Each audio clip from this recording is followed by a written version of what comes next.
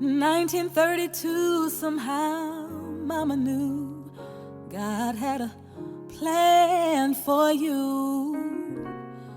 With a light around your head, some tried to hurt you, but you made them laugh instead.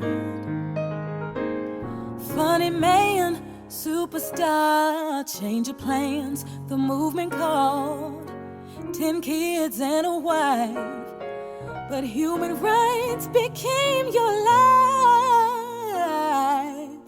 Like all the universal pearls, you belong to the world. Golden heart, brilliant mind, slow ahead of your time. Black man with the keys in your hands, you opened up the way for a new day.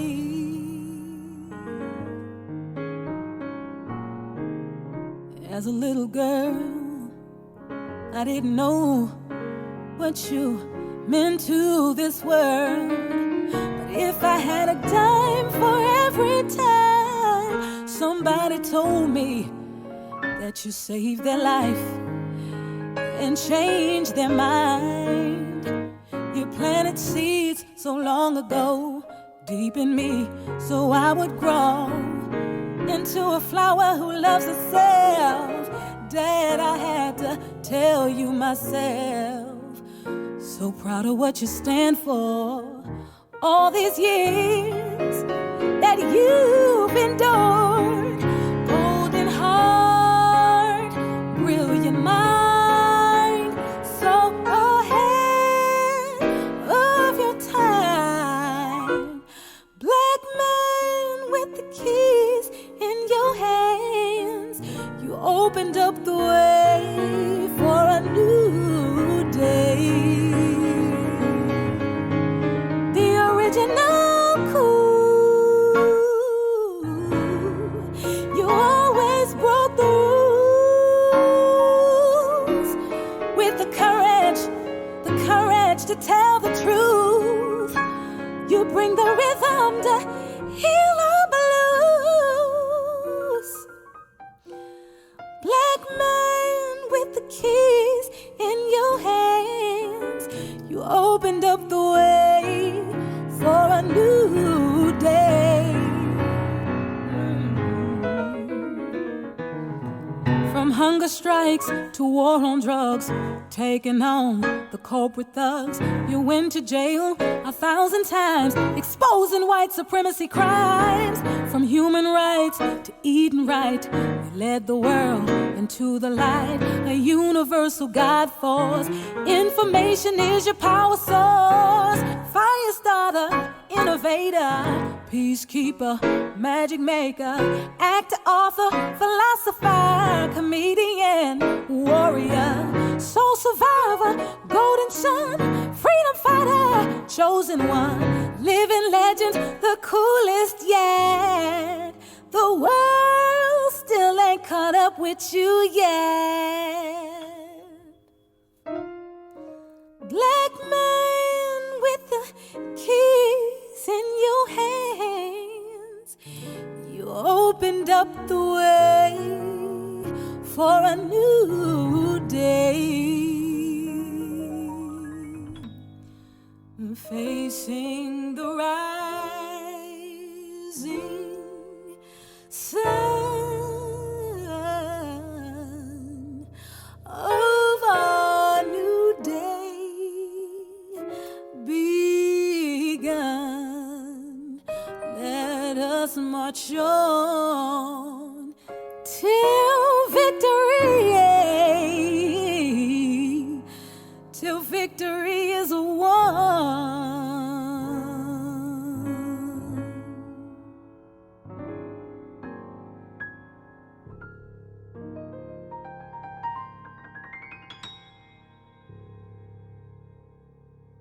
Greetings. My name is Louise Dente, and I welcome you to yet another edition of Cultural Caravan. On this edition is a special as we celebrate the life and legacy of the great Dick Gregory, and we're joined by his daughter, Sister Ayanna Gregory. Welcome to Cultural Caravan. Thank you. Well, we just finished seeing a wonderful celebration of your dad and your mom, actually, but your family. And I just want to start for those who may not be as familiar with your father. First of all, what inspired you to really create this celebration of his life? Well, years before Daddy transitioned, I started to create something that was initially called Growing Up Gregory. And it was just kind of like a lecture at first. And, there was one day that I thought to myself, the world knows Dick Gregory.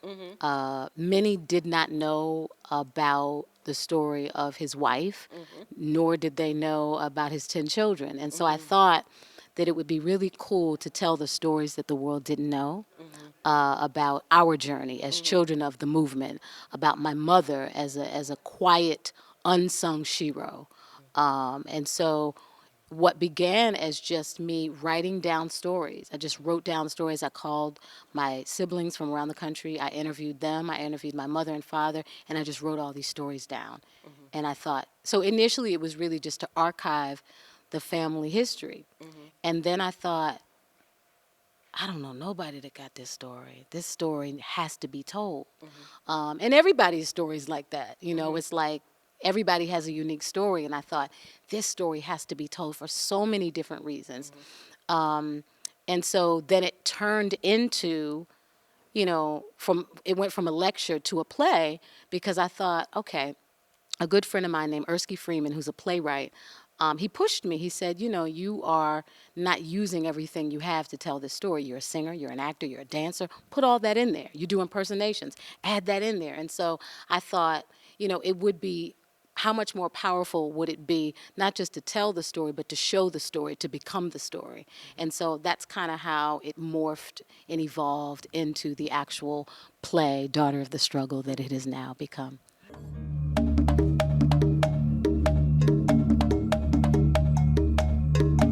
It's a critical time now.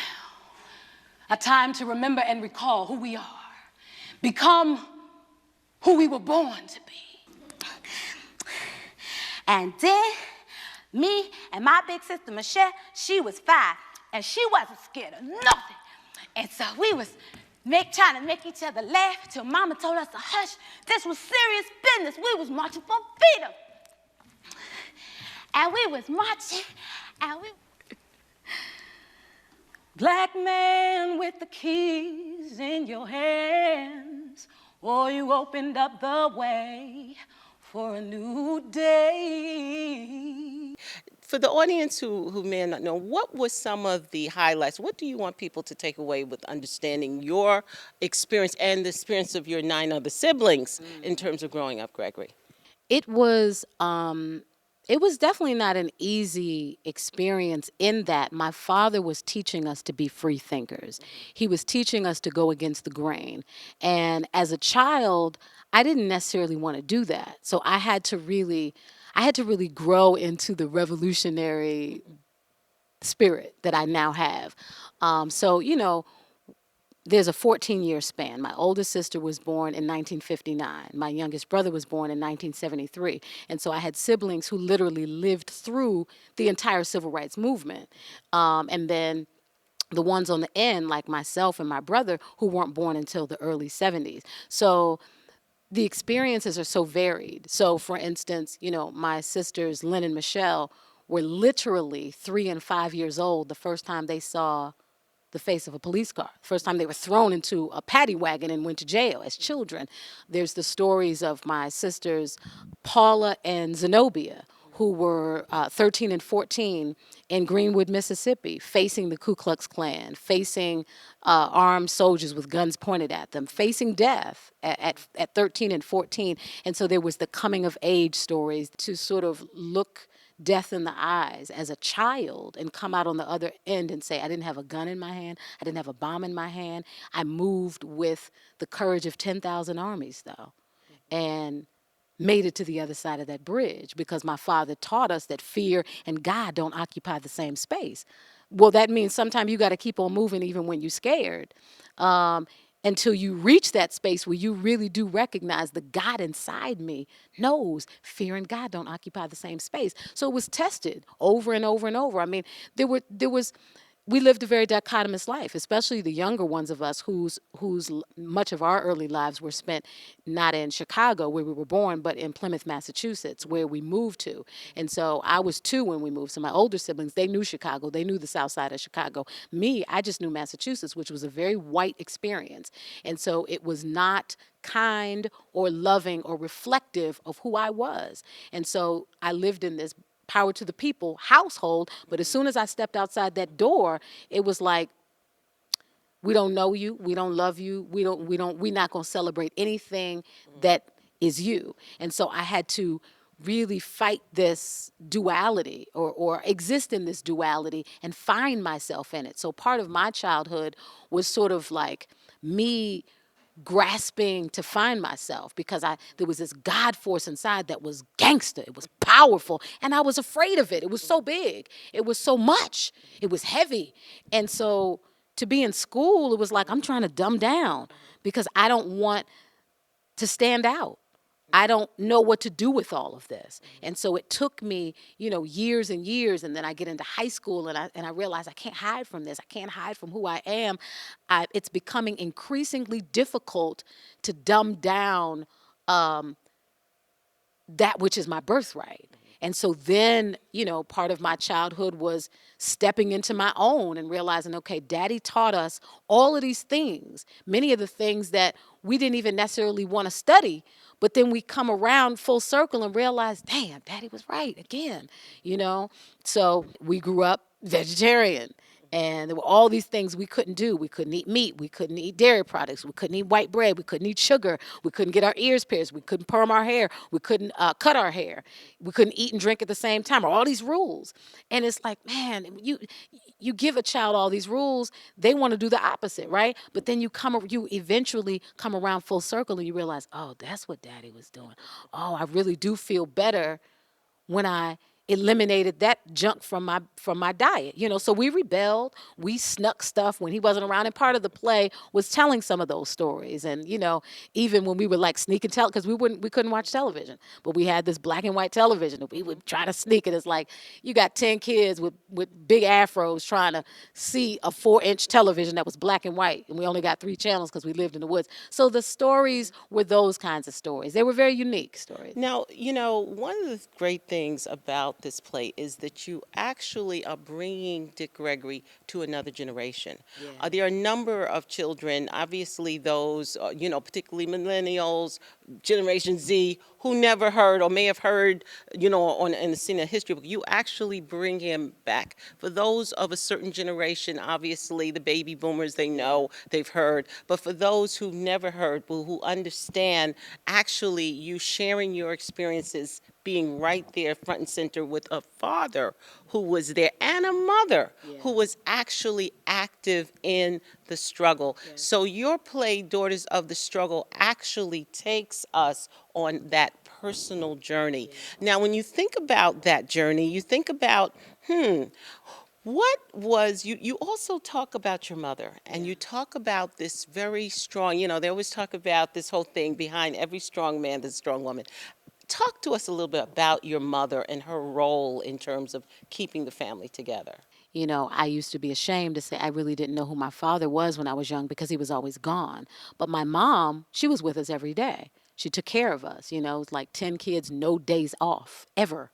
And so I knew her as, our mother. I knew her as the cook. I knew her as our doctor. I knew her as our teacher. I knew her as our hairdresser. I knew her as, signing permission slips, going on field trips, taking care of us when we're sick. I knew her as that. And so when I was young, I didn't understand that she was this unsung hero. I didn't understand, one, the power of her quietness, I didn't understand the power of her standing beside her man and holding him down and holding us down while he was gone. You know, I didn't really understand her taking on a vision that wasn't even her original vision. You know, I mean, she didn't set out to be a civil rights activist, but to have the kind of faith in my father that she had, to the point that not only would she, support the family, but that she would then take it on herself. So then, I hear stories about things that she's done, and there's a part in the play where I say I find this Jet magazine with my mother on the cover from 1965. Now, I wasn't born till 71. So all these things that happened before I was even born, I'm seeing images. There's my mom's on the cover. The Jet magazine says Lillian Gregory, Rebel with a Cause. I look in the magazine, I see images of my mother getting arrested, going to jail, giving speeches. I'm like, wait a minute. My brain just was like scrambled, because I'm like, wait a minute. Mom never talked about this part. Then I hear the story about her when my parents were in London. And some friends of theirs gave them some footage of the My Lai massacre of innocent men, women, and children. And this was in 1969, so this was during the Vietnam War. And so some friends gave them some footage of the My Lai massacre, where innocent men, women, and children in South Vietnam were murdered by U.S. Army soldiers. The United States knew about it. They were trying to suppress the story. My father gave that footage to my mother, who flew from London to Paris, Paris to Montreal, Montreal to Toronto, Toronto to Chicago. My mother didn't eat on any flight because she knew she would have been poisoned. 2 men followed her on every flight. And this really just speaks to, in a nutshell, who she was, who she is. So she literally, in bringing that footage into the country, forced the United States government to break the story. The same footage which would literally help to end the Vietnam War.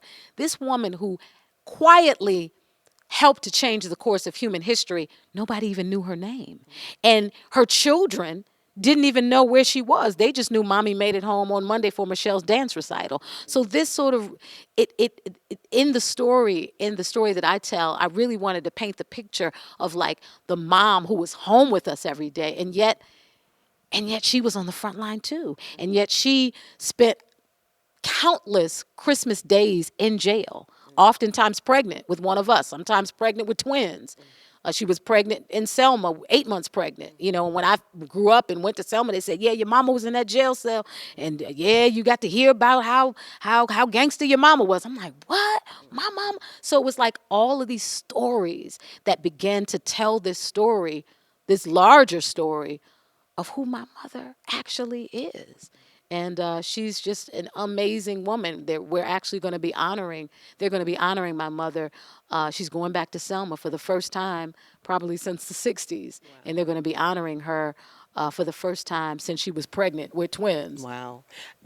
One thing about your father, he was very proud of his family. Yeah. He always talked about you. He celebrated that. And that love story, that one thing does come across when people come to this celebration, I say celebration of the Gregory family, comes across very strong about love. It's about commitment. It's about struggle and sacrifice. Exactly. And through your story, you share with the audience the sacrifices that were made, and particularly the fact that your dad loved our people, he loved humanity, and he really wanted justice to be done.